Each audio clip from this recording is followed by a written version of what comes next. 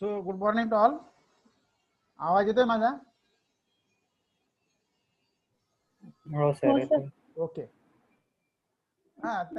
In the last lecture, we just started the reciprocal lattice vectors and their properties.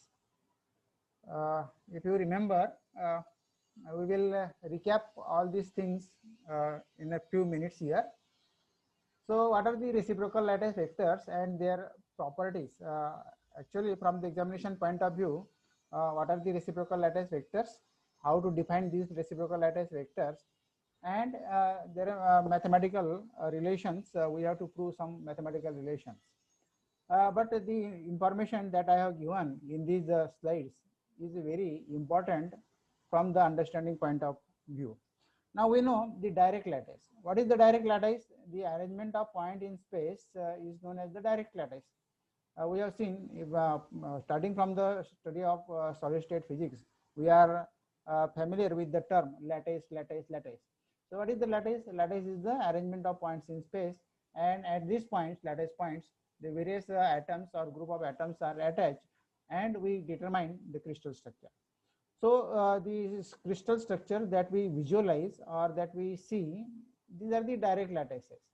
These are the direct lattices. So to describe crystal structure, we need only direct lattice. But to get the information about crystal structure means the details of the atomic arrangement, we study their X-ray diffraction. आपण कुठलाही crystal आपण जर घेतला तर त्याच्यामध्ये कुठे atoms कुठे सिच्युएट केलेले आहेत, ॲटम कुठे बसलेले आहेत, त्याचे ॲटॉमिक पोझिशन्स काय आहेत, हे आपल्याला असं डायरेक्ट पिक्चर काही मिळत नाही. जसं आपण आपला फोटोग्राफ काढतो तसं आपल्याला या डायरेक्ट क्रिस्टलचे ॲटम्स कुठे सिच्युएटेड आहेत हे आपल्याला डायरेक्ट पिक्चर मिळत नाही, बरोबर. म्हणून आपल्याला what we will do, we study the x-ray diffraction. आपल्याला जर atomic arrangement, if we wants to know the atomic arrangement of the within a crystal structure, then we study their X-ray diffraction. So X-ray diffraction is the special technique to determine the crystal structures. We have a second chapter on the X-ray diffraction. तर आपल्याला atomic arrangement जर non करून घ्यायची असेल तर we have to study the x-ray diffraction. आता हे जे एक्स-रे डिफ्रॅक्शन आहे, जसं आपण एखाद्या गोष्टीचं पिक्चर काढतो, मायक्रोस्कोप टेक्निक्स आपल्याला माहिती आहेत. आपण बॉटनी झुलॉजीमध्ये मायक्रोस्कोपिक टेक्निक्स असतात की त्याच्यामध्ये आपल्याला एखाद्या ऑब्जेक्टची डायरेक्ट इमेज मिळते, बरोबर आहे. म्हणजे एखादी सेल आपल्याला आपण डायरेक्ट बघू शकतो, एखादा बॅक्टेरिया आपण डायरेक्ट बघू शकतो. तसं आपल्याला एक्स-रे डिफ्रॅक्शनमध्ये आपल्याला direct atoms we cannot visualise, we cannot see the atoms in a crystal. So so X-ray diffraction is not a direct microscopic technique. We cannot see the atoms directly by this. So we only get Bragg peaks in different positions and directions. जसं आपलं म्हणजे मी तुम्हाला म्हटलं की x-ray diffraction is not a microscopic technique, direct microscopic technique नाही आहे ते. आपल्याला डायरेक्ट इमेज नाही मिळत. जसं तुम्ही आपण मायक्रोस्कोपच्या सहाय्याने आपण एखादा स्मॉल ऑब्जेक्टची इमेज आपल्याला मिळू शकते, तसं या एक्स-रे डिफ्रॅक्शनने आपल्याला ॲटमची इमेज नाही मिळू शकत, बरोबर. मग आपल्याला काय मिळतं तर we get the Bragg diffraction peaks. आता what are the Bragg diffraction peaks in different positions and direction. आपल्याला माहिती आहे की व्हॉट इज डिफ्रॅक्शन, आपण ऑप्टिक्समध्ये शिकलोय डिफ्रॅक्शन, बरोबर. So when light is passed through the number of slits, the light get diffracted, आणि त्याच्या आपल्याला वेगवेगळ्या डायरेक्शनला वेगवेगळ्या पिक्स मिळतात, बरोबर. अँड दिस पिक्स direction of these peaks and the intensity of these peaks, it depends upon the position of the atoms. म्हणजे त्या atoms positions वर depends करतात, बरोबर. So these Bragg peaks are related to atomic planes in a direct lattice, बरोबर. आता हे जे Bragg peaks आपल्याला मिळतात एक्स-रे डिफ्रॅक्शन मध्ये, एक्स-रे डिफ्रॅक्शन मध्ये we will not get the direct image of the atoms, we will get the Bragg diffraction peaks. म्हणजे आपल्याला काही ठिकाणी इंटेन्सिटी जास्त मिळेल, काही ठिकाणी इंटेन्सिटी कमी मिळेल, असे आपल्याला alternate dark and bright bands म्हणूया आपण त्याला, किंवा फ्रिंजेस म्हणूया, मिळतात इन एक्स-रे डिफ्रॅक्शन. आता हे जे ब्रॅग पीक्स आहेत, they are related to the atomic planes in a direct lattice. आता आपल्याला माहिती आहे की in a direct lattice crystal structure कसं बनलेलं आहे. The crystal is made up of large number of equidistant parallel planes. आणि how to choose this planes it is given by the Miller. आणि मिलरने आपल्याला दिले की हे प्लेन्स कसे आपण डेसिग्नेट करतो. HKL these are the integers which designates the plates in the direct lattice. पण हे जे ब्रॅक पिक्स आहेत, ब्रॅक पिक्स आणि लॅटाईस प्लेन्स यांचं डायरेक्ट रिलेशन नाहीये, but this relationship is not direct. The bragg peaks are related to the atomic planes in the direct lattice, but this relationship is not direct. म्हणजे त्याच्यामध्ये काहीतरी इनडायरेक्ट असं आपल्याला कॅल्क्युलेशन्स करावे लागतील. हा याच्यावर जे सोल्युशन आहे it is given by Ewald, PP इवॉल्डने याच्यावर आपल्याला एक सोल्युशन दिलं की how to relate the direct lattice with the lattice planes. So he discovered new type of lattice आणि त्याला नाव दिलं त्याने रेसिप्रोकल लॅटाईस, किंवा त्या रेसिप्रोकल लॅटाईसला म्हणतात मोमेंटम स्पेस किंवा स्पेस केस, किंवा याला फोरियर स्पेस पण म्हणतात, फोरियर स्पेस. आता एक लक्षात घ्या की आपण डायरेक्ट लॅटाईस मध्ये मेजरमेंट्स कसे मोजतो. आपण लेंथ आहे समजा, लेंथ आपण कशामध्ये मोजतो, मीटर मध्ये मोजतो, बरोबर. Length is measured in metre. आणि रेसिप्रोकल ऑफ लेंथ काय येईल, पर मीटर येईल. Reciprocal of length is per metre. तर हा जो डायरेक्ट लॅटाईस आहे, डायरेक्ट लॅटाईस प्लेन्स आणि त्याचे इंटेन्सिटीज म्हणजे एक्सरे डिफ्रॅक्शन, हे जे एक्सरे डिफ्रॅक्शन आहे, Bragg peaks are related to the atomic planes in the direct lattice. आणि हे जे ब्रॅक पिक्स आहेत याचं रिलेशनशिप जे आहे it is given by evolved. आणि त्याने जो लॅटाईस तयार केला त्याला म्हटलंय रेसिप्रोकल लॅटाईस, बरोबर. म्हणजे एक डायरेक्ट लॅटाईस आहे आणि एक रेसिप्रोकल लॅटाईस आहे, बरोबर. तर रेसिप्रोकल लॅटाईस केव्हा कन्स्ट्रक्ट होईल, it is in the momentum space किंवा के स्पेस. आता के इज इक्वल टू काय असतो, के आपण एखादी ज्यावेळेला आपण एक्सरेज आर वेव्हज, ज्यावेळेला आपण X rays are considered as waves, तर K is equal to 2π upon lambda. K is equal to काय असतो, 2π upon lambda.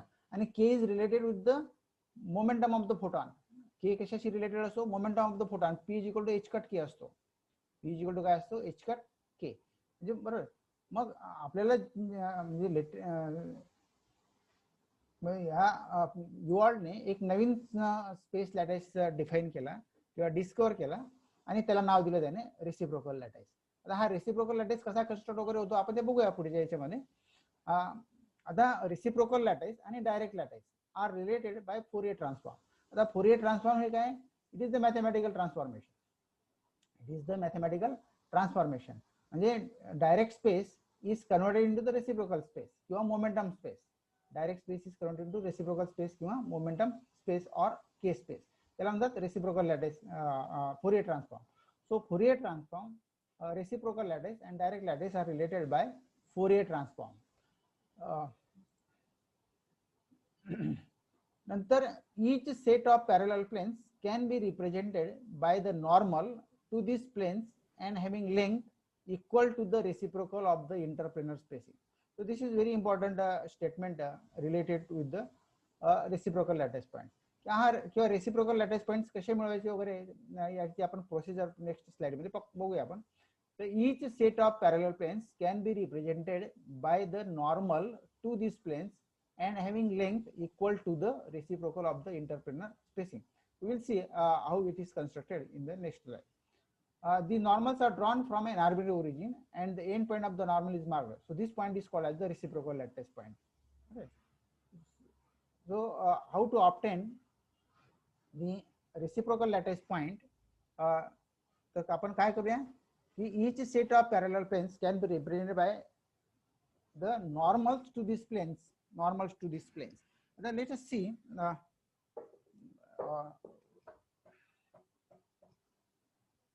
The normals are drawn from an arbitrary origin and the end point of the normal is marked. So this point is called as the reciprocal lattice. Then what is the reciprocal lattice vector? आता हा reciprocal lattice vector आपल्याला direct lattice vectors माहिती आहे. ABC आपण काय करतो, आपण direct lattice vectors आपल्याला माहिती आहेत, आपण डिफाईन केलेले आहेत, बरोबर. तर reciprocal lattice vector has magnitude equal to the reciprocal of the interplanar spacing and having direction along the normal to the scale plane.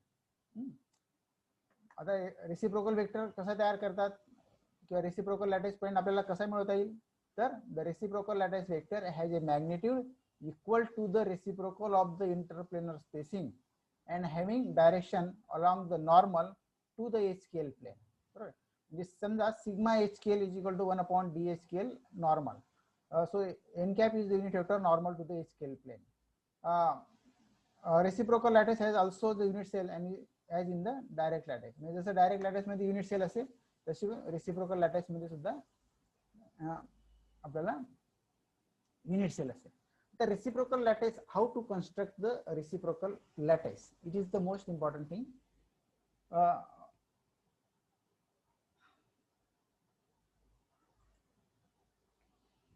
Blackboard दिसतोय माझा? ब्लॅकबोर्ड दिसतोय का? हो सर. हा सर. हा, तर आपल्याला रेसिप्रोकल लॅटाईस आणि डायरेक्ट लॅटाईस याचं रिलेशनशिप काय आहे that we have to determine. ह्या वेळेला तुमचं कॉन्सेप्ट क्लिअर होणार नाही किंवा होऊ शकणार नाही. कारण काय की हा जो कॉन्सेप्ट आहे it is related with the second chapter, that is the x-ray diffraction. आणि आपण एक्स-रे डिफ्रॅक्शन आपण अजून घेतलेलं नाहीये. बरोबर. तर आपल्याला एक्स-रे डिफ्रॅक्शन आपण क्रिस्टल स्ट्रक्चर, समजा हा एक क्रिस्टल आहे, suppose this is the crystal. बरोबर. आणि या क्रिस्टल, आता हा जो क्रिस्टल आहे याला आपण डायरेक्ट लॅटाईस म्हणूया. हा कशामध्ये तुम्हाला दिसतोय, हा क्रिस्टल काय तुम्हाला दिसतोय, तुम्ही याचं पिक्चर तयार करू शकता, तुमच्या डोळ्यामध्ये याची इमेज तयार आहे, म्हणून याला आपण म्हणूया डायरेक्ट लॅटाईस. याला काय म्हणूया आपण? Direct lattice. याच्यामध्ये तुम्हाला समजा मी असं म्हटलं की या ठिकाणी एक ॲटम आहे, या ठिकाणी ॲटम आहे, या ठिकाणी ॲटम आहे, तर याचा जर फोटोग्राफ घ्यायचा म्हटला तर ही डायरेक्ट इमेज मिळेल तुम्हाला. याच्यात काय मिळेल तुम्हाला? You will get the direct image. बरोबर. पण जर मला या क्रिस्टल स्ट्रक्चर मधले ॲटॉमिक अरेंजमेंट नोन करून घ्यायची असेल, if I wants to know the atomic arrangement within this crystal structure, within this crystal, तर मला त्या ॲटम्स ची डायरेक्ट इमेज काही मिळू शकत नाही. I will not get the direct image of this atoms. बरोबर. मग आपण त्यासाठी काय करणार? We will study the x-ray diffraction. आणि एक्स-रे डिफ्रॅक्शन मध्ये काय, x-rays are considered as a waves, म्हणजे एक्स-रे फोटॉन्स. आणि मग ज्या वेळेला आपण वेव्ह कॉन्सेप्ट कन्सिडर करतो, म्हणजे त्यावेळेला आपल्याला काय मिळेल की दिस crystal act as a diffraction grating. This crystal act as a diffraction grating and it sends diffraction pattern in different direction. म्हणजे आपल्याला peaks मिळतील. You will get the peaks in different direction. आणि मग by knowing the intensity of that peaks and by knowing the position of that peaks, we will determine where the atom is situated. So this relationship is not direct. याला काय असं direct relationship नाही आहे. It is a very complicated and indirect relationship. बरोबर. मग आता हे जे पिक्चर मला मिळेल ते एक्स-रे डिफ्रॅक्शन मध्ये जे पिक्चर मला मिळेल ते रेसिप्रोकल लॅटाईस मध्ये मिळेल. That is the reciprocal lattice picture. बरोबर. आणि when this reciprocal lattice picture is inverted, it gives the direct lattice picture. मग in simple words, how to construct the reciprocal lattice. आता समजा एक क्यूबिक क्रिस्टल स्ट्रक्चर आपण या ठिकाणी consider केलं. Now this cube is made up of set of number of parallel planes. समजा हा प्लेन आणि हा प्लेन हे काय, these are the parallel planes. यांच्यातलं स्पेसिंग आपल्याला माहिती आहे काय, d. याच्यातलं स्पेसिंग काय आहे, d. त्याला आपण DHKL म्हणतो. आता हा जो प्लेन आहे, this is the set of parallel planes. आता या प्लेनचे मिलर इंडायसेस काय असतील? What are the Miller indices of this plane? This plane cuts y-axis at unit place. It is parallel to the x-axis and it is parallel to the z-axis. बरोबर. म्हणून याचे जे Miller indices आहेत हे 0, 1, 0.